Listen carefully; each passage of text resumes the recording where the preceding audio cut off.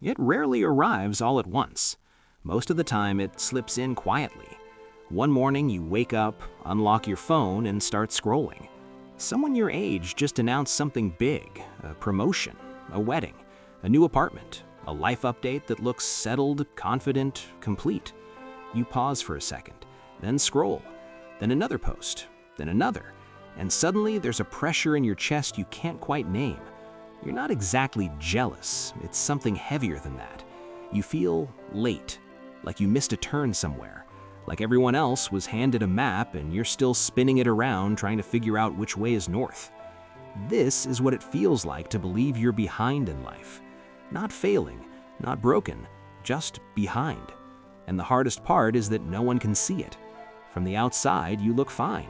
You show up, you smile when you're supposed to, you say you're working on things, but inside, there's a quiet countdown ticking away, asking the same question again and again. What is wrong with me? Psychology does have a name for this feeling, but the label never fully captures its weight. Because this isn't just comparison, and it isn't just insecurity. It's the sense that time is moving faster for everyone else and slower for you. People who feel behind often carry an invisible clock inside them. Not a real clock, a social one. A clock built from expectations, milestones, and silent deadlines. By this age, you should be here. By that age, you should have that. And when your life doesn't match the schedule, your mind doesn't respond with curiosity, it responds with judgment. What most people don't realize is that this feeling rarely comes from actual failure. It comes from timelines that were never consciously chosen. Timelines absorbed from family, from culture, from social media, from the stories we watched growing up. Over time, these timelines stop feeling like opinions and start feeling like facts. And once that belief settles in, your brain changes how it sees reality. You don't just notice where you are, you obsess over where you aren't. You don't measure growth, you measure distance.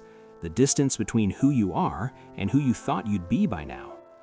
Psychologically, this creates what's called temporal self-discrepancy, a complicated term for a very human experience. The present version of you feels painfully out of sync with the future version you once imagined, and every day that gap feels wider, heavier, harder to ignore. People in this state often feel stuck even while they're technically moving forward. They're learning, working, surviving, improving in small, real ways. But none of it feels like it counts because it doesn't match the picture of success they're holding themselves against. And here's the cruel part. The more behind you feel, the harder it becomes to move forward. Because feeling behind doesn't just hurt emotionally, it changes how your brain operates. When your mind believes it's failing a timeline, it enters a constant low-level threat state. Not panic, not fear you can clearly name, just a persistent pressure humming in the background. This pressure narrows focus, it dulls creativity, it makes decisions feel heavier than they need to be. Trying something new feels risky, because what if it proves you really are too late? Committing to a path feels terrifying, because what if it's the wrong one and wastes even more time? Even rest starts to feel undeserved, so people freeze, not because they're lazy, not because they lack ambition, but because their nervous system is overloaded with the belief that time is running out. That's why so many people who feel behind also feel exhausted, even when their life doesn't look that demanding. Their mind is constantly rehearsing alternative lives, lives where they started earlier, chose better, knew sooner, spoke up, took risks, didn't waste time. The brain doesn't experience these thoughts as imagination, it experiences them as loss. And grief, even imagined grief, has weight. Another layer that rarely gets talked about is shame. Not loud shame, quiet shame. The kind that makes you dread the question, so what are you doing these days? The kind that makes you minimize your own efforts before anyone else can judge them. This shame isn't rooted in reality, it's rooted in comparison-based identity. When your sense of worth depends on progress relative to others, your identity becomes fragile. You stop asking, "Am I growing?" and start asking, "Am I growing fast enough compared to them?" But comparison is a race with no finish line.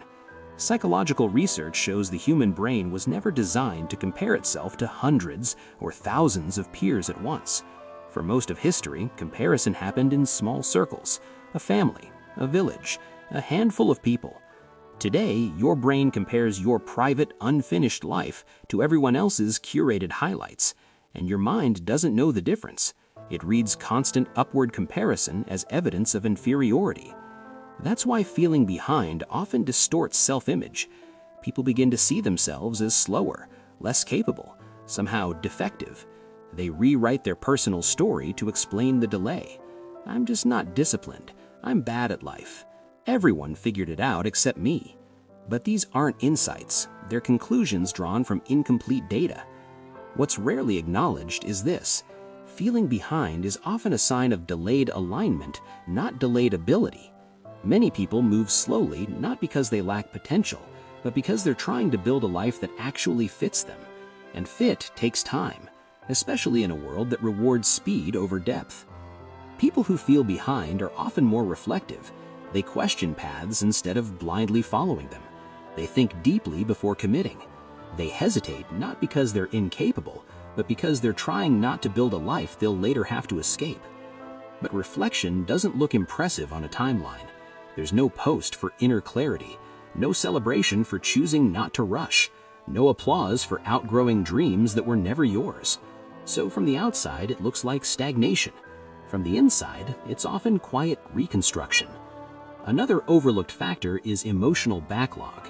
Many people who feel behind spent earlier chapters of their life just surviving, managing stress, carrying family pressure, navigating instability, learning how to stay afloat. While others were collecting achievements, they were learning how to cope. Psychologically, survival mode delays development. When your nervous system is focused on safety, long-term planning goes offline. This isn't failure, it's biology.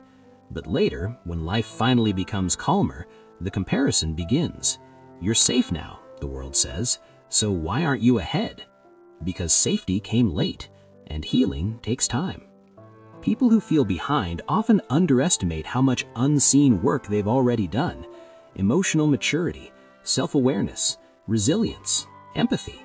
These don't show up as milestones, but they shape the direction of a life more than any early success ever could. Still, the clock keeps ticking, the mind keeps counting, and the pressure keeps whispering that you're running out of time, even when in reality, you're just beginning to move at your own pace.